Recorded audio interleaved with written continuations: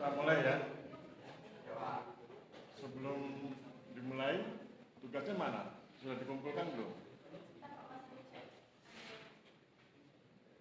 Ya, sambil disiapkan tugasnya. Jadi saya ingin kita kuliahnya itu tidak membosankan kan. Kalau kuliah cuma saya yang ngomong kan bosan. Jadi harus Anda yang ngomong gitu ya. Harus mahasiswa yang ngomong sehingga nggak bosan. Nah, nanti mohon perhatian ya. Nanti akan presentasi 3 orang. 3 orang presentasi, dia akan presentasi pertama dia akan bacakan naskah yang dia buat. Misalnya narasumber, saya menyebutkan narasumber 1 akan bicara tentang video 1, narasumber 2 akan bicara tentang video 2, narasumber 3 akan bicara tentang video 3. Jadi masing-masing cuma bahas 1 video.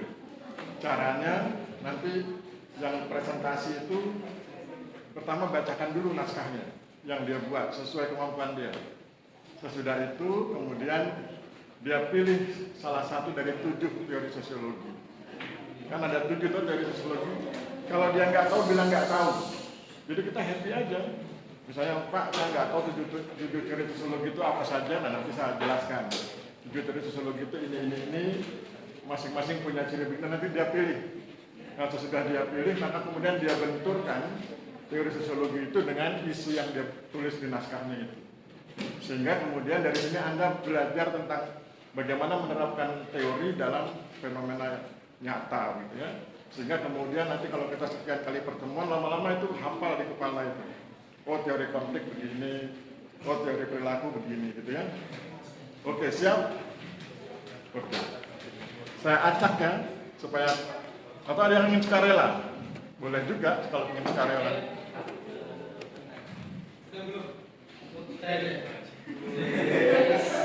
Ya.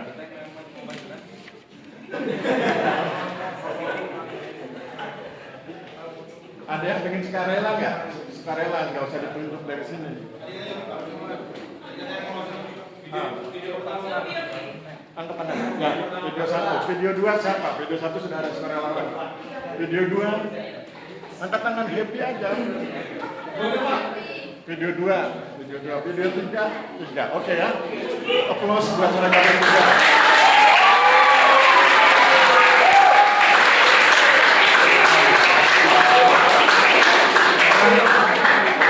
Yang video 1 tadi mana? Ambil Mas Rani.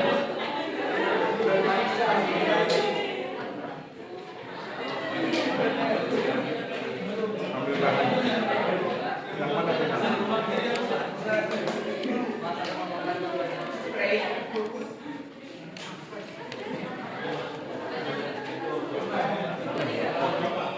Silakan duduk di situ, Mas. Nanti saya bacakan dulu yang saya coba dulu.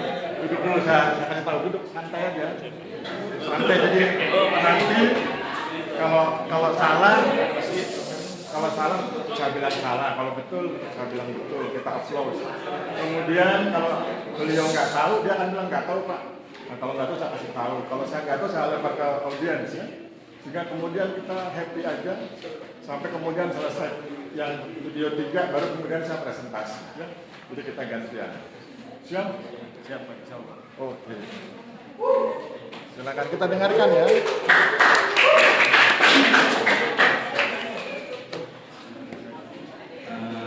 Selamat sore, mohon izin rekan-rekan menyampaikan dari video pertama yaitu action plan usaha masyarakat berbasis potensi wilayah dalam bingkai reforma agraria.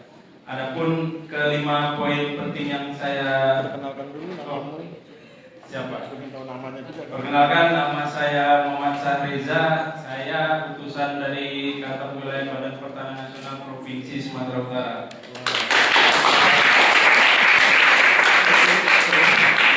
Adapun poin penting dari video pertama yaitu action plan usaha masyarakat berbasis potensi wilayah dalam bingkai reforma agraria. Yaitu yang pertama, ada poin pentingnya. Yang pertama, reforma agraria yang radikal menjadi salah satu cara negara apabila ingin menghapuskan kemiskinan atau meningkatkan kesejahteraan masyarakat di pedesaan dan apabila suatu negara ingin melakukan akselerasi pembangunan ekonomi. Yang kedua, dalam suatu penelitian di Filipina pada tahun 2000 menyebutkan bahwa meskipun pengambil kebijakan terlibat dalam land reform, tetapi kontribusi mereka sedikit karena regulasi yang dibuat justru menjadikan reforma agraria tersebut tidak efisien, bahkan memberikan dampak negatif terhadap pelaksanaan reforma agraria. Yang ketiga, di dalam jurnal ini kesejahteraan dibagi menjadi 4 jenis, yaitu kesejahteraan ekonomi, kesejahteraan psikologis, kesejahteraan sosial, dan kesejahteraan budaya.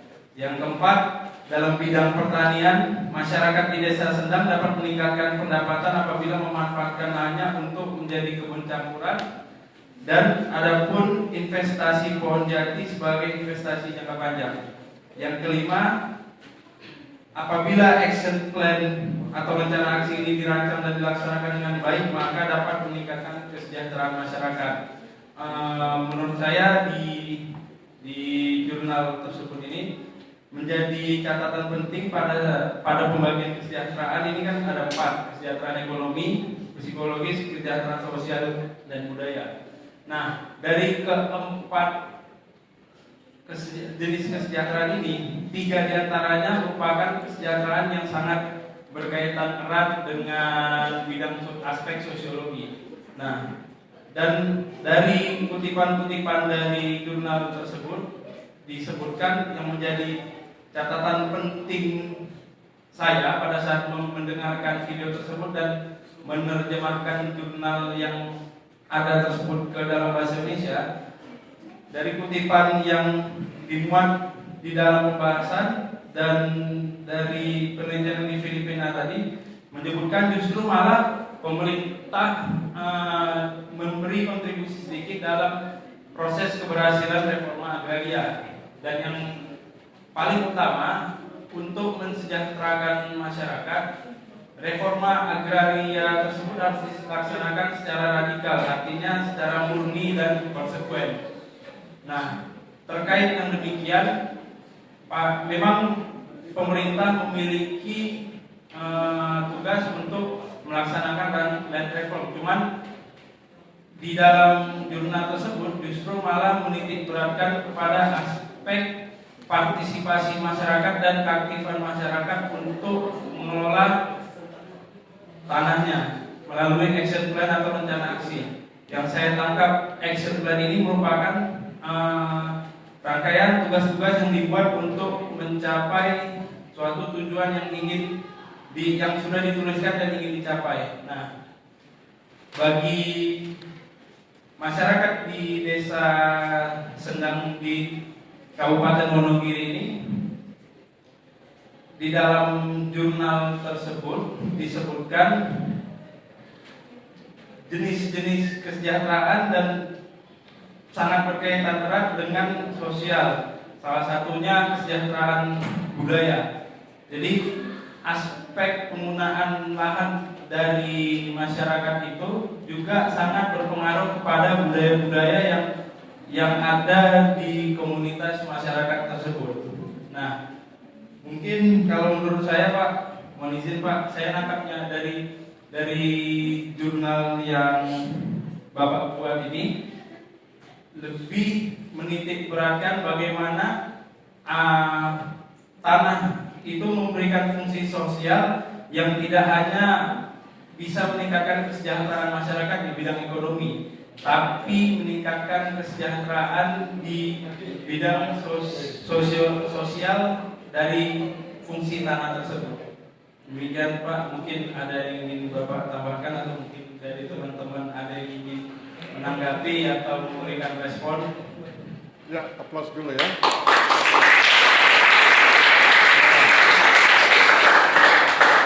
Sekarang kan saya minta yang beliau sampaikan itu akan kita bedah dengan menggunakan teori. Ya. Ada 7 teori sosiologi. Di antara Anda yang hadir, yang audiens ya, siapa yang bisa menjelaskan 7 teori sosiologi di luar kepala? Ya. Di luar kepala Pak, tapi di gadget gitu ya.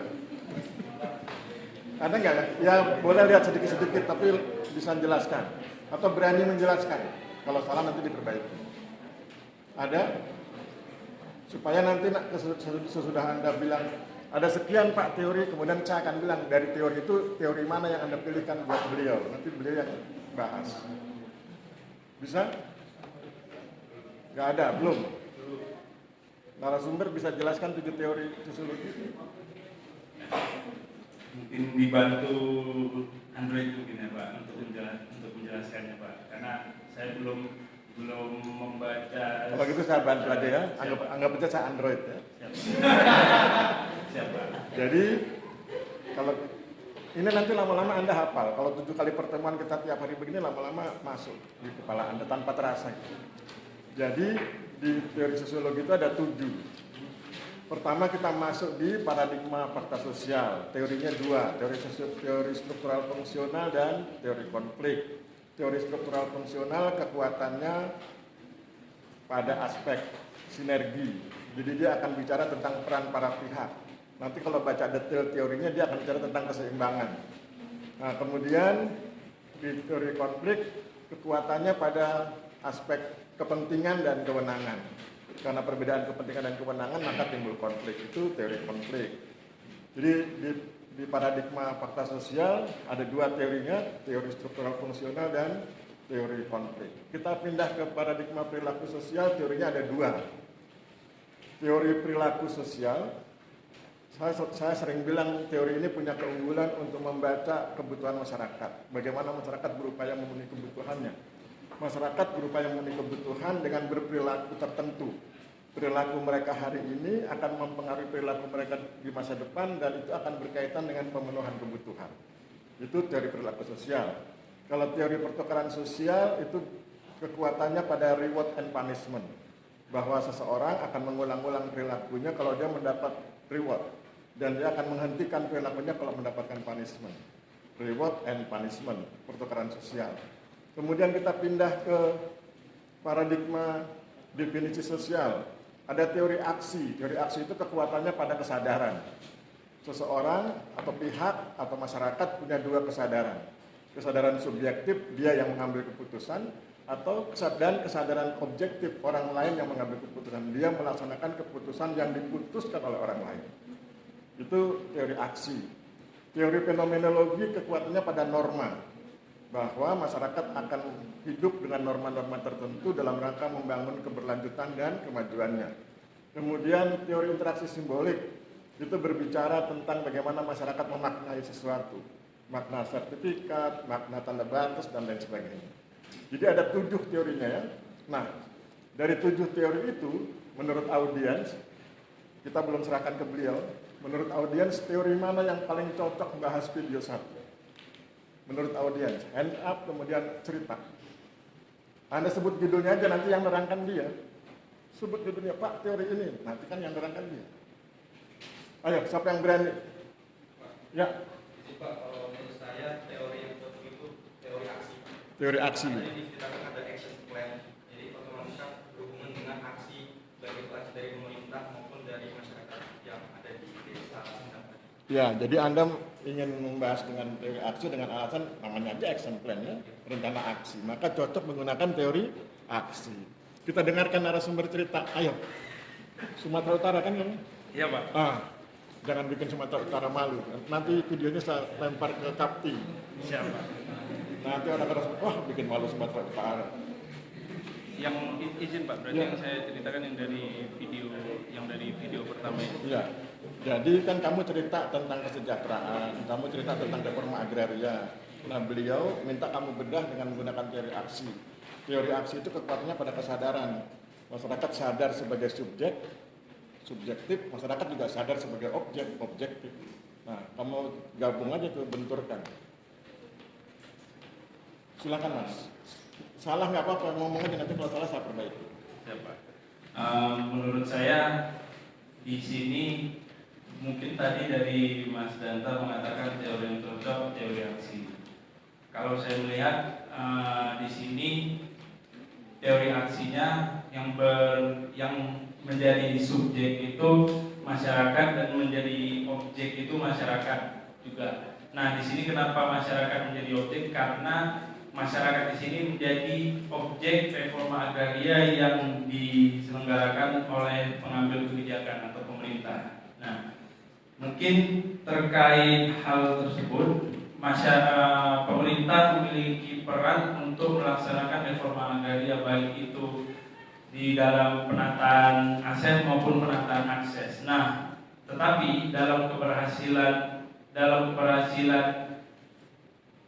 proyek reforma agraria tersebut juga tetap menitik beratkan masyarakat sebagai objek. Nah, di dalam rencana aksi tersebut masyarakat diberi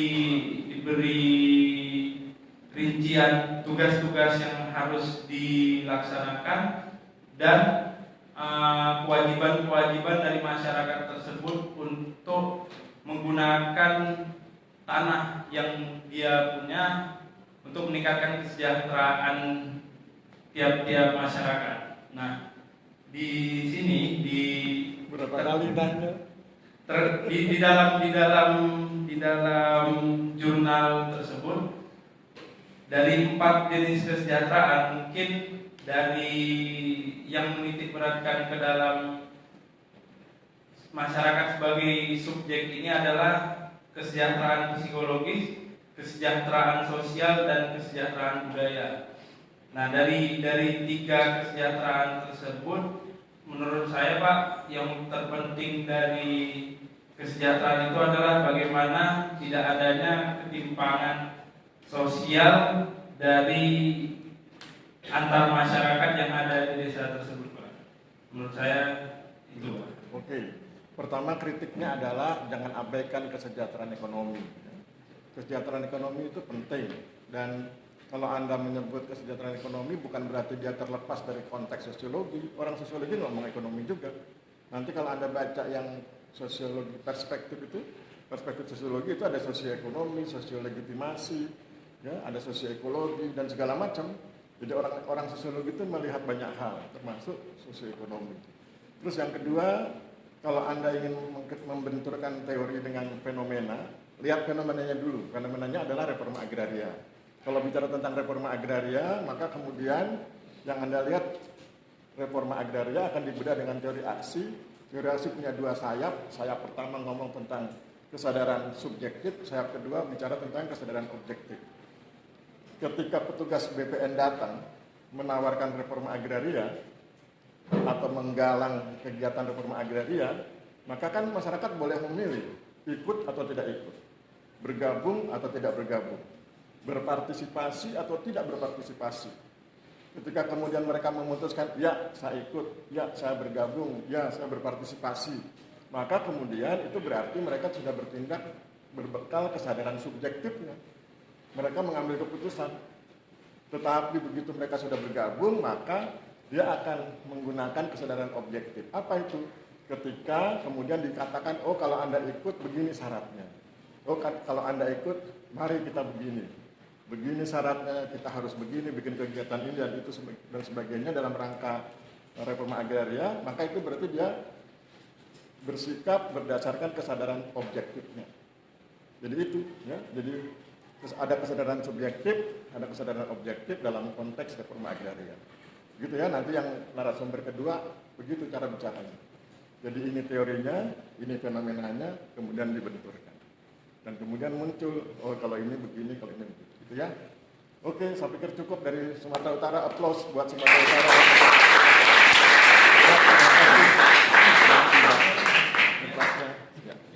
Thank you. Yang kedua tadi siapa? Maju Mas. Tadi ada rekan saya yang ada ingin maju, tertarik, saya tahu mau bertukar Pak. Di Sulawesi Barat Pak, namanya. Nggak usah. Dilarang menunjuk orang lain. Oh, siap. Menunjuknya nanti ya. Bahanmu ada di sini nggak? Ada Pak. Silakan ambil bahan.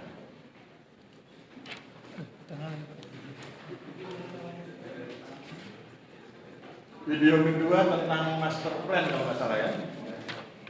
Betul Pak. Ya. Silakan Mas. Perkenalkan diri, utusan mana, supaya kalau video ini saya setel di Kapti, orang tahu oh ini utusan ini. Ya, silakan Mas, nama dan seterusnya. Baik, terima atas kesempatan yang diberikan Pak Alisandro. Pertama-tama perkenalkan, nama saya Hilmi Muhammad Nadifuddin. Saya utusan dari kantor wilayah BBM Provinsi Kalimantan Timur. Kalimantan Timur, Kalimantan Barat, Abeng. Betul Pak. Kalau Kaltim Pak Hussein. Ya, terus? Baik, mohon izin untuk menyampaikan terkait poin-poin yang saya dapatkan dari video 2 yang berisi tentang jurnal dari Bapak Arthur Nugroho dengan judul Pembuatan Master Plan Desa Pucung, Kecamatan Giri Subo, Kabupaten Gunung Kidul. Yang pertama yaitu pembagian potensi desa menjadi 2, yaitu fisik dan non fisik, yang mana keduanya ini dapat dimanfaatkan dan dikembangkan bagi terwujudnya kesejahteraan masyarakat. Kemudian yang kedua, untuk mewujudkan pembangunan wilayah yang dapat mencapai visi jangka panjang diperlukan 3 elemen master plan, yaitu narasi, rencana, dan strategi, yang mana ketiganya saling berkaitan untuk membentuk relasi yang kuat demi tercapai visi misi dan prinsip pembangunan yang diterapkan. Lalu yang ketiga, dalam proses pembuatan master plan dimulai dengan fasilitasi peta dan data dari tim lulusan SDPN, kemudian memberikan masukan, pemberian masukan dari kepala dukuh dan tokoh masyarakat tentang rencana pembangunan wilayah masing-masing. Kemudian dari masukan tersebut dilakukan penghimpunan data dan masukan serta analisis draft master plan yang kemudian disupervisi oleh tim SDPN. Kemudian terakhir yaitu pengesahan master plan oleh desa. Yang keempat yaitu isi master plan, yaitu ada 3. Yang pertama, konsepsi pembangunan dengan 3 pendekatan, yakni pendekatan sosio-ekologis, pendekatan partisipatif, dan pendekatan input output. Untuk isi yang kedua yaitu zonasi pembangunan dengan 3 pembagian zona wilayah, yaitu utara, tengah, dan selatan, dengan fokus pengembangan menyesuaikan potensi wilayah masing-masing. Dan isi yang ketiga yaitu pembidangan pembangunan atau sektor pembangunan dengan rencana atau peran masing-masing sektor untuk mencapai pertumbuhan yang ditargetkan dan diikuti dengan kegiatan investasi, meliputi pada bidang pertanian, perikanan, dan sebagainya. Kemudian poin yang kelima adalah berdasarkan master plan ini dapat menyusun prioritas kegiatan atau perencanaan yang akan dilakukan sehingga dapat terpenuhinya kesejahteraan masyarakat. Sekian dari potensi atau poin yang dapat saya tangkap dari video kedua, dan menindaklanjuti ketika apabila dihubungkan dengan teori sosiologi. Jangan kamu yang pilih, biar audiens Oh, pilih. Ya. Silakan audiens. Siapa yang ingin menyampaikan pendapat? Oh, kalau ini cocoknya dengan teori ini, Pak, seperti tadi beliau itu. Siapa? Angkat tangan, kemudian sebut. Ayo. Anda cuma tinggal memilihkan teorinya, kemudian kasih alasan sedikit, nanti dia yang jelaskan. Masa nggak bisa? Tinggal hands up, kemudian berdiri, kemudian sebutkan teori X begitu, kemudian Anda bilang alasannya ini, selesai. Beliau tadi kan begitu. Beliau pakai teori aksi, alasannya karena judulnya aja action plan. Kamu diam dulu, kamu diam. Ayo, ada audiens. Jangan kamu lagi, gantian. Biar wajahnya berubah, beda. Ayo. Masa ditunjuk? Oke, saya tunjuk ya. Silakan. Diri, Mas. Biar kelihatan. Ya. Pakai teori apa, alasannya apa ya? Alasannya aja. Ya. Teori apa? Struktur fungsional. Oke, terus alasannya apa?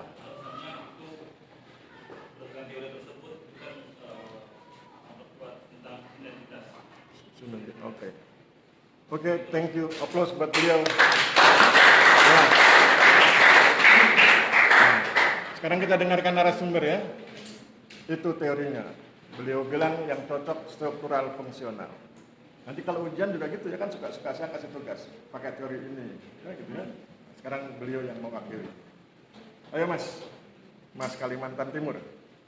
Baik, terima kasih dari Mas Ardiansyah atas penyampaian tanggapannya. Saya sepakat bahwa video kedua atau jurnal kedua itu termasuk dalam teori struktural fungsional atau fungsionalisme struktural. Mengapa demikian? Menurut saya jurnal tersebut masuk dalam teori fungsionalisme struktural itu karena dalam susunan masyarakat itu terdapat struktur sosial yang mana bisa saling bantu-bantu atau seperti yang tadi Mas Adi saya sampaikan, yaitu sinergitas, yang mana kerjasama tersebut atau sinergitas tersebut terwujud antara dari pihak tim dosen STPN dengan pemerintah desa Pucung, yang mana dengan metode partisipatif dengan masyarakat itu terwujudlah master plan yang mana akan bermanfaat demi kesejahteraan masyarakat. Sehingga ketika kedua belah pihak tadi yang sudah memiliki komitmen untuk bersinergi, apabila salah satunya tidak berkomitmen, maka master plan tersebut tidak dapat diwujudkan. Terima kasih, Pak. Oke, saya tambahkan ya, struktural fungsional itu kekuatannya pada struktur, dan struktur itu harus berfungsi. Fungsinya itu harus konstruktif. Konstruktif itu berkemajuan, ya, membuat desa itu makin hari makin baik, makin makmur, makin sejahtera. Itu rumus awalnya. Oleh sebab itu maka ketika Anda membedah isu tentang master plan itu, bedah dulu tentang struktur masyarakatnya. Bahwa masyarakat di desa Pucung itu terdiri dari elit, middle class, dan grassroots. Kelompok atas, menengah, dan bawah. Elit, middle class, dan grassroots. Nah, masing-masing itu punya peranan. Kelompok elit mengambil keputusan bahwa kita harus bikin master plan. Kemudian tokoh masyarakat di middle class itu dia kemudian mencoba menjelaskan ke bawah ke masyarakat, ikut mendorong, ikut memotivasi. Yang di level bawah kemudian menyampaikan aspirasinya. Kemana dia menyampaikan aspirasi? Ke kepala duku. Kepala duku itu maksudnya di middle class. Nah, kemudian kepala duku dikumpulkan oleh kepala desa, rapat, kemudian dibuat, oh kalau begitu duku ini tahun sekian bikin ini, tahun sekian bikin ini, terus begitu, kemudian dikoordinasikan sehingga kemudian tidak overlap kegiatan. Nah, itu yang disebut sebagai memanfaatkan struktur, ya. Nah, kalau sudah begitu maka kemudian kita paham bahwa masing-masing pihak bersinergi. Pertanyaan menariknya adalah bagaimana dengan STPN? STPN hanya sebagai katalisator, membuat reaksi itu makin cepat, atau yang sebelum tidak ada bereaksi, kita beri reaksi, kita kasih fasilitasi. Ini loh petanya, ini loh ilmunya, maka kemudian mereka yang berembuk, yang tadi saya bilang elit, middle class, dan grassroots. Gitu ya. Oke, aplaus buat Kalimantan Timur. Terima kasih. Berikutnya video ketiga, silakan Mbak. Oh, ya, nanti dinilai.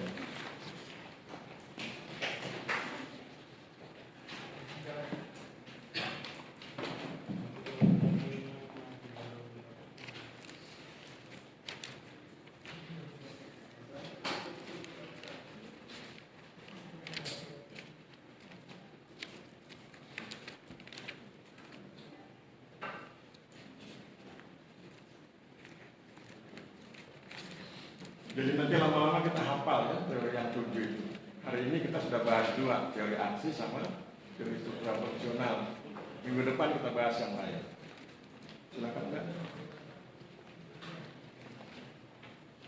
Silakan perkenalkan diri, utusan Mbak. Utusan umum asalnya lagi. Dari mana istilahnya?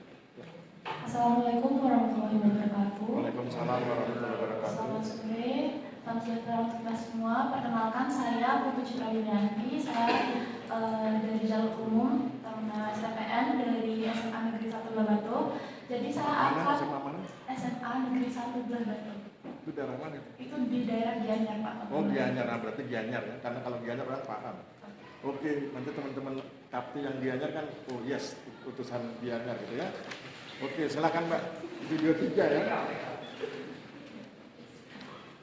Baik, saya akan menjelaskan tentang video juga dengan judul Agrarian Resource Based Leadership Training for Pucung Village Government Office Staff, atau pelatihan leadership berbasis sumber daya agraria dari staf kantor pemerintahan Desa Pucung. Jadi 5 poin tersebut antara lain yang pertama, dasar pelaksanaan dan latar belakang. Pelatihan ini diadakan berdasarkan kerjasama antara SKPN dengan pemerintah Desa Pucung. Hal ini dilakukan dengan tujuan untuk membuat peluang dan memperkuat komitmen peserta pelatihan bagi kelancaran pelaksanaan tugasnya, serta pemerintah ingin memajukan wilayah dan masyarakat. Maka dari itu pelatihan leadership ini dipandang penting untuk keberhasilan master plan bagi staf kantor pemerintah Desa Pucung. Yang kedua itu tujuan pelaksanaan. Terdapat 2 tujuan pelaksanaan antara lain. Yang pertama, memberikan pengetahuan serta keterampilan leadership bagi staf kantor Desa Pucung. Dengan ini agar dapat memudahkan dalam mengelola sumber daya agraria. Yang kedua, membantu pemerintah setempat untuk memobilisir dan juga mendorong staf kantor Desa Pucung agar berkenan untuk memajukan wilayah dan masyarakat Desa Pucung itu sendiri. Poin nomor 3 yaitu output dan outcome dari pelaksanaan leadership ini. Yang pertama, dari outputnya terdapat beberapa poin. Yang pertama itu makna leadership dan agraria. Yang kedua, potensi agraria dan Desa Pucung. Ketiga itu potensi leadership. Keempat, strategi leadership. Dan yang terakhir itu tantangan leadership di masa kini dan masa mendatang. Dari outcome itu sendiri adalah peran serta kontribusi staf kantor Desa Pucung dalam memajukan wilayah dan masyarakat dengan memanfaatkan potensi agraria, baik potensi fisik maupun potensi non fisik. Yang poin nomor 4 tentang makna leadership. Dari makna leadership terdapat 3 elemen antara lain yang pertama itu kategori pemimpin yang memotivasi, memberdayakan, mengendalikan dan mengelola serta ulet. Yang kedua itu gaya pemimpin. Yang pertama itu pemimpin yang partisipatif, pemimpin yang melakukan perubahan, pemimpin yang meningkatkan kinerja. Yang ketiga itu keahlian dari pemimpin. Yang pertama pemimpin yang memiliki keahlian sosial, memahami perspektif orang lain, keahlian menghadapi suatu permasalahan, keahlian dalam mengambil keputusan. Yang terakhir itu mengenai leadership yang dapat dibangun dengan cara yang pertama berlatih konsisten dan tanggung jawab, yang kedua berlatih untuk menjadi inspirasi untuk orang lain, yang ketiga berlatih belajar dalam menghadapi kondisi, yang nomor 4 berlatih untuk memberdayakan seluruh anggota, nomor 5 berlatih untuk menjadikan diri sendiri, dan nomor 6 berani untuk mengakui kesalahan. Untuk closing statement itu sendiri menurut saya dari video nomor 1 serta nomor 3 itu ada keterkaitan. Di video yang pertama itu menunjukkan bahwa ada beberapa reforma agraria yang sebenarnya tidak terjalan dengan baik dikarenakan adanya beberapa regulasi atau beberapa peraturan yang dibuat tidak efisien. Sedangkan di video nomor 3 ini malahan dari pemerintahnya itu sendiri dibuatkan istilahnya untuk pelatihan agar nantinya mereka bisa membuat serta menjalankan kegiatan-kegiatan reforma agraria agar menjadi kegiatan yang efisien serta dengan tujuan memberdayakan masyarakat dan mencapai kesejahteraan masyarakat itu sendiri. Terima kasih. Oke, aplaus buat Diana ya. Jadi Anda sudah dengar ya Pak dari Diana Bali. Daerahnya indah itu ya. Siapa yang belum pernah piknik ke Bali? Wah, harus piknik itu. Gunakan teori aksi ya. Oke. Siapa di antara Anda yang bersedia sukarela bicara tentang teori kemudian minta beliau bedah dengan teori yang Anda tunjuk? Siapa?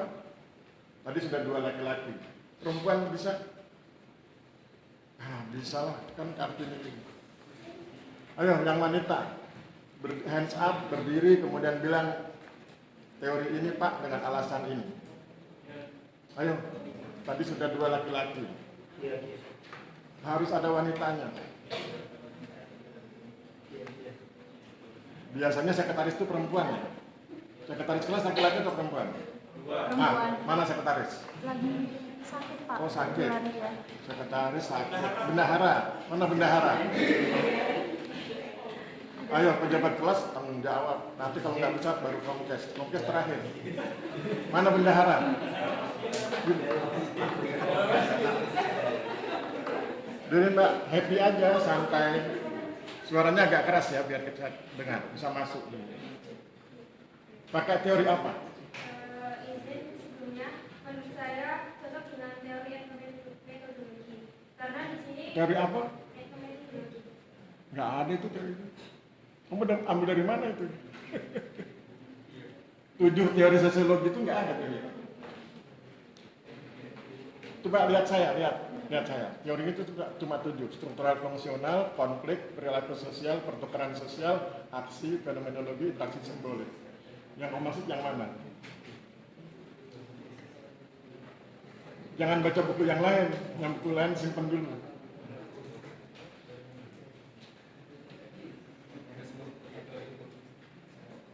Teori aksi sudah, struktural fungsional sudah, jadi nggak boleh dipakai.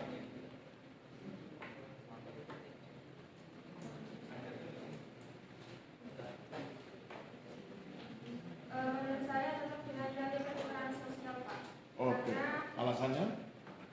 Karena di sini menyatakan bahwa para pendukung dari pertukaran sosial berpendapat bahwa ada begitu banyak perilaku yang dipertukarkan dalam kehidupan sosial. Jadi dalam pelatihan yang disebutkan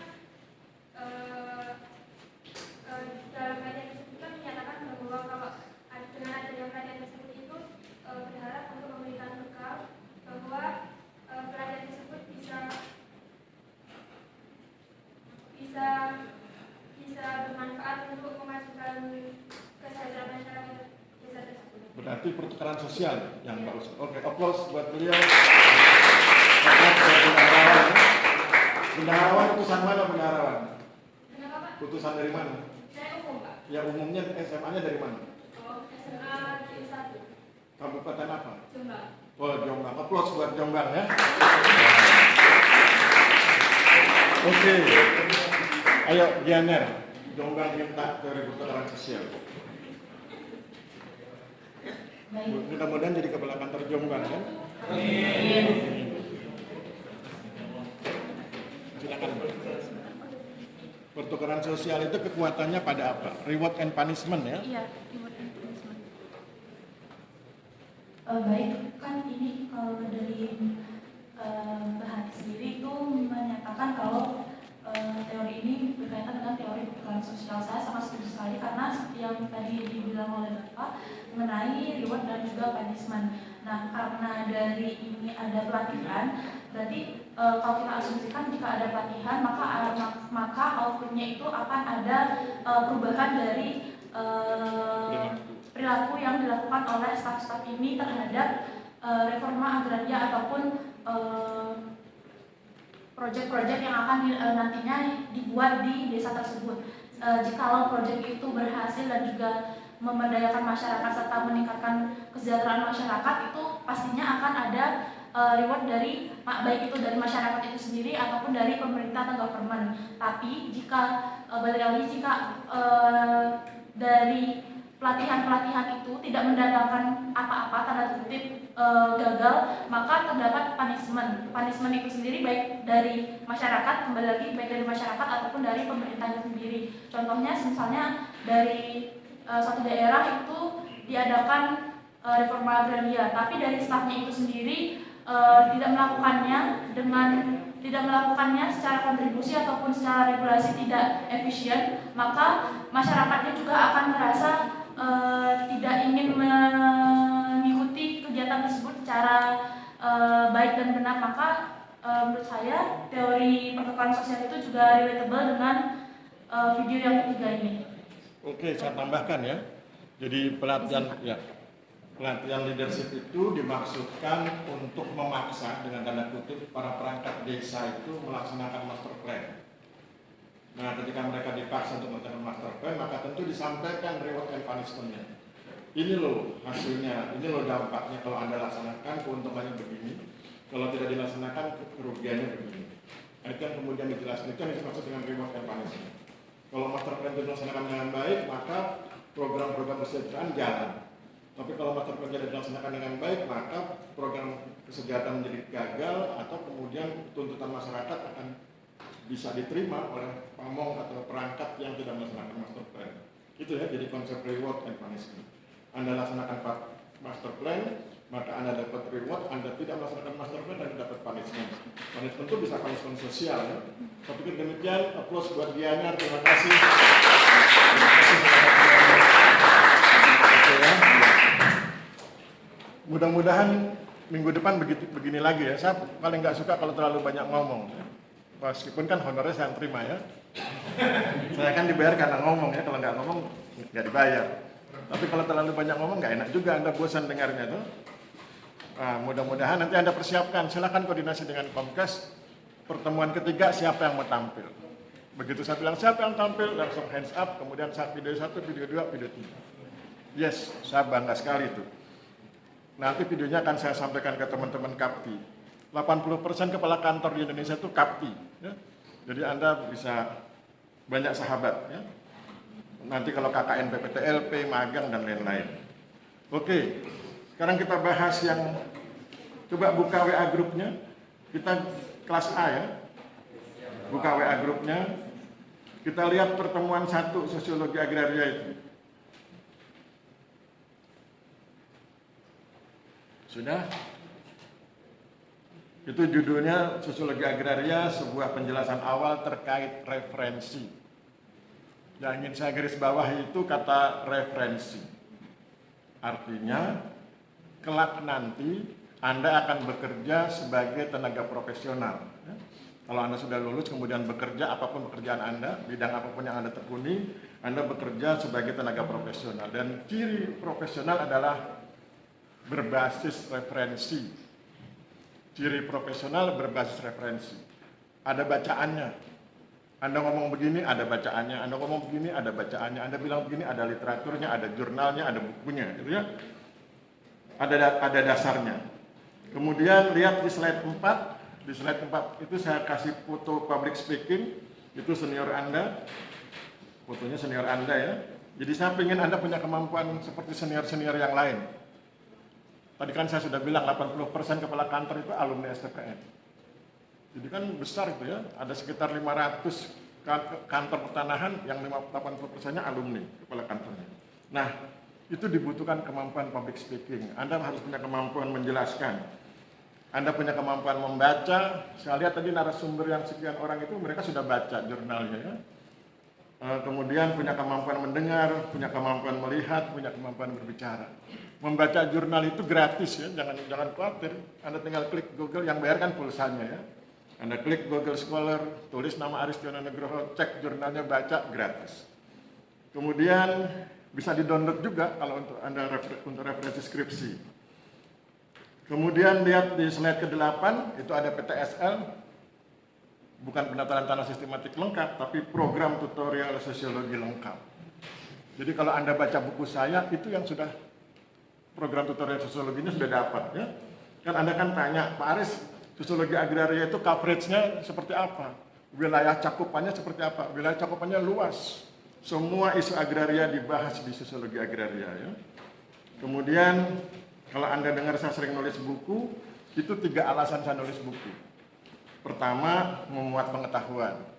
Yang kedua, merekonstruksi pengetahuan. Awalnya pengetahuan itu ada di lapangan, nggak ada di buku. Kemudian saya amati, saya catat, saya analisis, kemudian saya pindahkan ke buku. Berarti saya memindahkan fakta sosial dari lapangan ke buku. Itu nanti gunanya apa buat Anda? Gunanya ketika Anda bikin skripsi, Anda melakukan hal yang sama. Ketika Anda bikin skripsi, Anda sebetulnya sedang memindahkan fakta sosial dari lokasi penelitian ke skripsi Anda. Kemudian masuk ke berikut.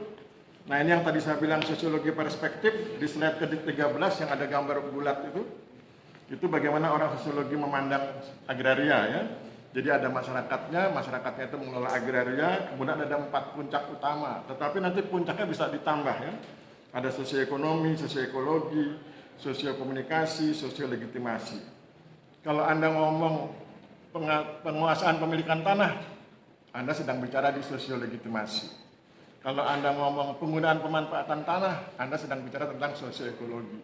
Kalau Anda bilang ini untung Pak Aris, kalau bisnis ini pertanian, oh berarti sosioekonomi. Kalau Anda bilang yuk kita bikin pelatihan, kita interaksi dengan masyarakat, itu sosiokomunikasi. Ya. Itu 4 puncak sosiologi. Kemudian Buku-buku yang di bawah itu nanti silakan Anda baca. Ada di perpustakaan, kalau nggak ada di perpustakaan protes ke Pak Yosep ya, biar dia beli bukunya itu. Yang terbaru, ini baru terbit, kalau Anda nanti sempat beli di Shopee. Kalau punya duit, kalau nggak jangan. Harganya 125.000. Drama Korea tapi ya. Suruh Pak Yosep beli supaya bisa dibaca di perpustakaan. Kemudian di PowerPoint yang pertama di bagian akhir itu ada humor bahasa. Sebelum masuk ke bawah. Perhatikan bahasa Indonesia dengan bahasa Inggris. Orang bilang bahasa Inggris hebat, belum tentu. Ya coba lihat, ternyata lebih hebat bahasa Indonesia. Perhatikan teks bahasa Indonesia yang berikut ini. 3 nenek sihir melihat 3 buah arloji merek SWOT. Nenek sihir mana yang melihat arloji merek SWOT? Coba di bahasa Inggris kan. Itu lidah Anda bisa terlilit ya. Nggak bisa balik lagi, bisa keselio lidahnya. Gitu ya. Kemudian kita pindah ke PowerPoint yang kedua. PowerPoint yang kedua bicara tentang masalah. Jadi saya ingin tunjukkan pada Anda bagaimana mengenali masalah. Untuk bisa mengenali masalah, Anda harus tahu mana yang paradigma, mana yang teori. Seperti pertemuan pertama, ada paradigma, ada teori, ada konsep, ada parameter. Di sini saya tulis paradigma, di bawahnya perspektif. Perspektif itu cara pandang. Apa bedanya perspektif dengan paradigma? Paradigma itu cara pandang dalam konteks yang luas. Dalam konteks yang lebih sempit itu perspektif. Basisnya teori. Contoh, kalau Anda menggunakan teori aksi seperti beliau, berarti beliau sedang menggunakan perspektif aksi. Kalau Anda menggunakan teori struktural fungsional seperti beliau, berarti Anda sedang menggunakan perspektif struktural fungsional. Kalau Anda menggunakan teori pertukaran sosial seperti yang dimaksud bendaharawan tadi, itu berarti Anda sedang menggunakan perspektif pertukaran sosial ya. Kemudian di bawahnya perspektif ada focus of interest, pusat perhatian. Kalau Anda gunakan teori konflik, pusat perhatiannya apa? Oh, pusat perhatiannya kewenangan dan kepentingan. Kalau Anda gunakan teori struktural fungsional, oh sinergi dan peran. Kalau Anda gunakan teori pertukaran sosial, oh itu pusat perhatiannya, focus of interestnya adalah reward and punishment. Kalau gunakan teori aksi, pusat perhatiannya kesadaran subjektif, kesadaran objektif. Itu focus of interest. Jadi kalau Anda sudah paham paradigma, perspektif, focus of interest, itu Anda lebih mudah menemukan masalah. Bukan bikin masalah ya, menemukan masalah. Kalau bikin masalah nanti dimarahi pengasuh. Anda sudah nggak berhubungan lagi, udah nggak di asrama kan? Udah nggak, jadi udah merdeka. Oke, sekarang kita lanjutkan. Tanah itu aset. Nah, ketika Anda bicara bahwa lihat di slide ke-8. Tanah itu aset. Ketika bicara tanah itu aset, aset itu 2 jenis. Ada sosial aset, ada capital aset. Kalau Anda punya tanah di sebuah desa, kemudian Anda diundang oleh kepala desa untuk rapat mengambil keputusan tertentu, berarti Anda sedang dihitung sebagai orang yang punya sosial aset. Tanah sebagai aset sosial, karena Anda punya tanah, Anda diundang oleh pemerintah setempat untuk ikut mengambil keputusan. Itu berarti sosial aset. Tanah sebagai sosial aset. Gara-gara tanah Anda dihitung secara sosial. Kemudian kalau Anda punya tanah, Anda jual, Anda sewakan, Anda bagi hasil dan lain sebagainya, Anda dapat duit, itu namanya capital asset. Tanah sebagai modal kapital ya, modal ekonomi. Jadi ada 2 ya, social and capital asset di slide ke-8. Kemudian kita masuk menjelang terakhir, lihat di pasal 33 ayat 3 Undang-Undang Dasar 1945, bumi, air, dan kekayaan alam terkandung di dalamnya dikuasai oleh negara dan dipergunakan untuk sebesar-besar kemakmuran rakyat. Berarti agraria itu dikelola untuk sebesar-besar kemakmuran rakyat. Kalau ternyata rakyat nggak makmur, berarti ada masalah dengan agraria. Kalau gara-gara ada masalah gara-gara agraria, berarti ada masalah dengan kebijakan agraria dan implementasinya. Berarti perlu dipertanyakan keberadaan Kementerian Agraria dan Tata Ruang, Badan Pertanahan Nasional. Jadi selama ada kemiskinan, itu tanggung jawab BPN Agraria ada di situ.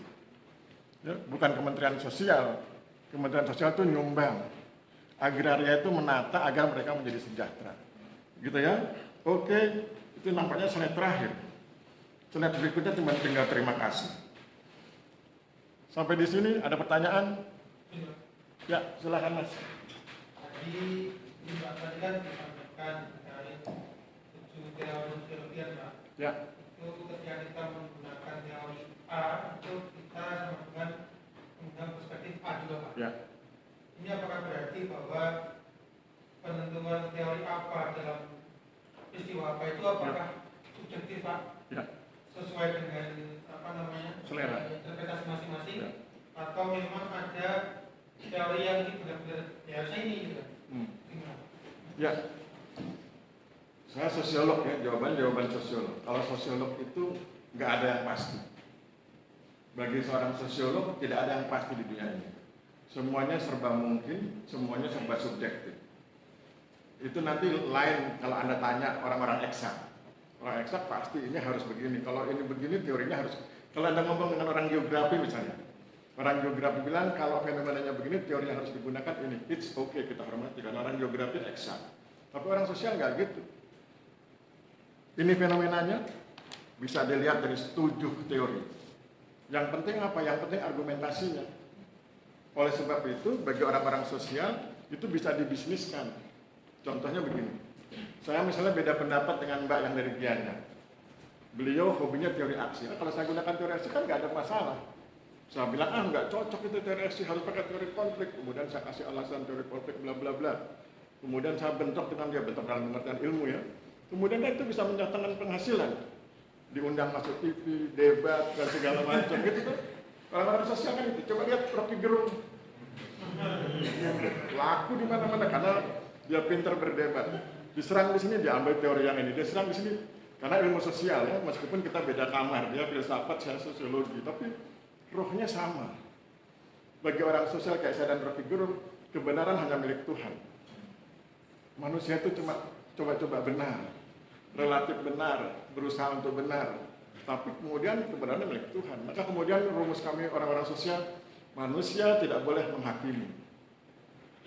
Jangan bilang kamu begini, kamu begitu, jangan. Bilangnya lain lagi, nanti Pak, teori ini begini, nanti carikan solusinya. Masalah kemakmuran misalnya. Terus gimana kalau masalah kemakmuran? Kalau menggunakan teori struktural fungsional berarti para pihak harus bekerja sama. Kalau menggunakan teori konflik berarti para pihak harus dibatasi kemenangan dan kepentingannya agar tidak menimbulkan benturan. Kalau menggunakan teori pertukaran sosial berarti para pihak harus dikelola perilakunya agar perilaku hari ini tidak merusak masa depannya. Kalau menggunakan teori pertukaran sosial harus ditata reward and punishment yang buat reward yang baik agar kemudian orang terdorong untuk melakukan itu. Kalau menggunakan teori aksi bangun dan seterusnya. Yang penting argumentasinya. Ya? Oleh sebab itu nanti kalau Anda di semester 5 ketemu saya akan ajarkan menyusun yang disebut dengan proposisi. Skripsi itu hasil akhirnya berupa proposisi. Jadi, nah ini bedanya saya dengan orang lain. Kalau teman-teman eksak kan kuantitatif, metodenya kuantitatif. Saya kan metodenya kualitatif. Kalau metode kuantitatif, hasil akhirnya angka. X berpengaruh terhadap Y sekian persen. Itu kuantitatif. Kalau kualitatif nggak gitu. Hasil akhirnya berupa proposisi. Apa itu proposisi? Pernyataan yang logis dan argumentatif. Bikin ngomong was-was, argumentasinya begini, logis, orang bilang, yes, setuju. Begitu. Oleh sebab itu menjadi penting buat Anda punya kemampuan komunikasi, punya kemampuan meyakinkan bahwa pendapat Anda itu betul. Itu harus Anda latih sejak semester 3, supaya kemudian nanti di semester 8 Anda sudah sukses mempengaruhi dosen penguji. Jangan sampai kebalik, Anda yang dipengaruhi dosen penguji. Anda harus mempengaruhi dosen penguji agar bisa lulus. Kalau enggak kan kebalik, yang lulus malah dosennya. Anda nggak lulus, gitu ya. Jadi itulah enaknya jadi orang sosial. Gitu. Nanti kalau Anda pengen melanjutkan, saya sarankan masuk S2 sosiologi. Yes, sosiologi itu enak, nggak ada hafalan, nggak ada hitungan. Nggak ada hitungan, apa yang mau dihitung, ada angka cuma halaman. Jadi kalau baca buku sosiologi yang ada angkanya kan cuma halamannya dan nggak perlu dijumlah. Ya? Apa enaknya? Nggak ada hafalan. Sosiologi itu cuma main logika. Modalnya cuma 7 teori yang tadi saya sebut-sebut itu. 7 teori itu dibolak-balik, dijungkir balik seperti main gaple itu. Pasang sana, pasang rame itu. Hanya 7 teorinya. Kalau teori yang lain kan hanya bunga-bunganya itu ya. Kalau bunga-bunganya bisa lihat gadget tuh. Tapi kalau yang utama harus ada di sini. Sehingga kemudian Anda ahli di bidang itu. Gitu ya? Oke, jadi orang sosial itu nggak pasti. Suka-suka Anda mau pakai teori mana, tadi saya persilakan. Bunda Harwan bilang, oh ini Kalau teori pertukaran sosial, beliau bilang, oh teori aksi, sana bilang struktural fungsional. It's okay, kita hormati, yang penting argumentasinya. Ya? Oke, yang lain? Ada? Nggak ada? Kalau nggak ada kita tutup ya. Oke, nggak ada kita tutup. Kita akhiri, mohon maaf kalau ada kesalahan. Wabillahi taufiq wal hidayah. Wassalamualaikum warahmatullahi wabarakatuh. Salam sejahtera buat kita semua. Terima kasih dan selamat sore.